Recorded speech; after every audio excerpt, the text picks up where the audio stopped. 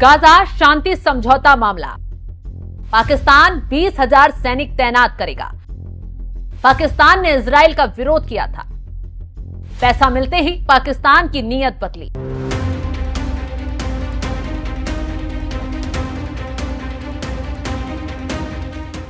नमस्कार, स्वागत है आपका एनएमएफ न्यूज में। मैं हूं आपके साथ शबनम। पाकिस्तान एक ऐसा देश है जहां कुछ भी संभव है। आपको याद तो होगा ही, 2 हफ्ते पहले भारत दौरे पर अफगानिस्तान के विदेश मंत्री आमिर खान मुत्तकी आए तो पाकिस्तान ने शर्म अल शेख में हमास इजराइल युद्ध को बंद करने के लिए समझौते पर हस्ताक्षर कर दिए। ठीक उसी समय पाकिस्तान में टीएलपी पाकिस्तान का चक्का जाम कर रही थी। विरोध का कारण यह था कि गाजा में इजराइल मुसलमानों का नरसंहार कर रहा है और पाकिस्तान इसका विरोध कर रहा है। लेकिन आप जानते हैं कि भूखा नंगा देश जहां लोग महंगाई, बेरोजगारी, अर्थव्यवस्था से परेशान हैं, उसको पैसे दिख जाएं तो वो उसकी जीभ लपलपाने लगती है। और ठीक पाकिस्तान के साथ यही हुआ और पाकिस्तान अमेरिका की गोद में बैठकर डॉलर के लिए ईमान बेचने लग गया और अब 20,000 सैनिक गाजा में स्थापित करेगा। उसके लिए जनरल मुनीर इजराइल दौरे पर हैं और इजराइल के टॉप कमांडरों से बात भी कर रहे हैं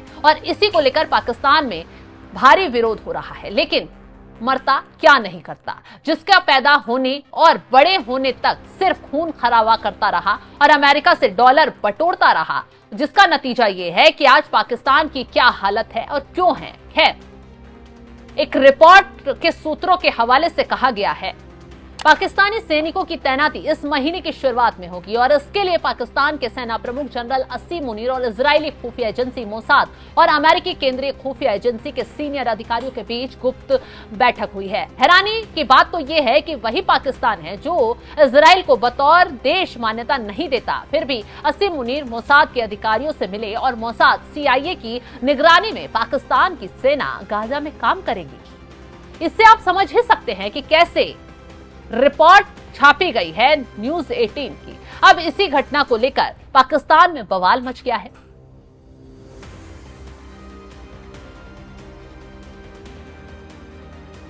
जानकारी देते चलें कि इस फैसले के बाद पाकिस्तान सरकार की कड़ी आलोचना हो रही है। सोशल मीडिया पर बवाल मचा हुआ है। इस फैसले को लेकर पाकिस्तान के दिग्गज पत्रकार मोईद पीरजादा ने ट्वीट में लिखा, तो अब आप कह रहे हैं कि सेना की मुस्लिम पहचान और पाकिस्तानी राष्ट्रवाद एक सोची समझी चाल थी और असली पहचान अंग्रेजों द्वारा बनाई गई सेना इकाई के इर्द गिर्द गढ़ी गई थी, बलूच रेजिमेंट, एक पंजाब वगैरह।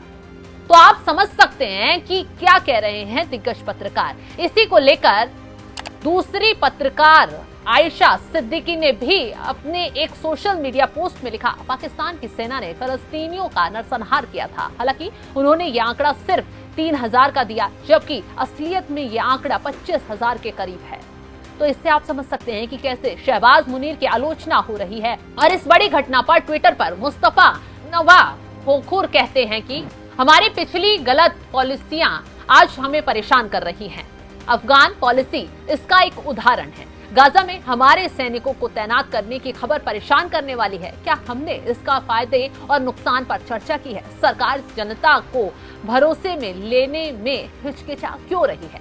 इसी घटना पर बैरिस्टर मंसूर भी कहते हैं, क्योंकि लोगों को भरोसे में लेने में बहुत सारी डिटेल्स सामने आएंगी और शैतान उन्हीं डिटेल में छिपा होता है। ये पाकिस्तान में शैतान की एकड़ को और मजबूत करने एक और घटिया फैसला है।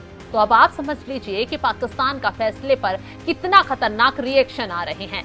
लेकिन आप भी जानते हैं, हम भी जानते हैं, सेना को कोई फर्क नहीं पड़ता है। इसको डॉलर चाहिए और अमेरिकियों को पता है कि पाकिस्तान की कमर कहां झुकती है और कैसे झुकती है। आपको मालूम ही होगा, पाकिस्तान सैनिकों को वैसे तो गाजा में लोगों के पुनर्वास के लिए जा रहे थे, लेकिन उनकी जिम्मेदारी गाजा में बचे आतंकियों को मारना था। पाकिस्तान को इस जिम्मेदारी इसलिए दी गई है ताकि गाजा को पश्चिमी देशों को शांत रखा जाए।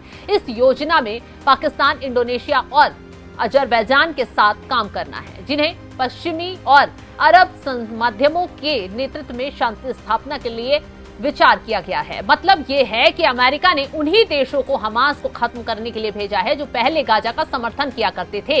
इससे समझ सकते हैं कि कैसे अमेरिका ने अपना दांव खेला है और कैसे डॉलर के चक्कर में पाकिस्तान जो है वो फंस गया है। फिलहाल इस खबर को लेकर आप क्या राय रखते हैं, कमेंट बॉक्स में जरूर बताएं।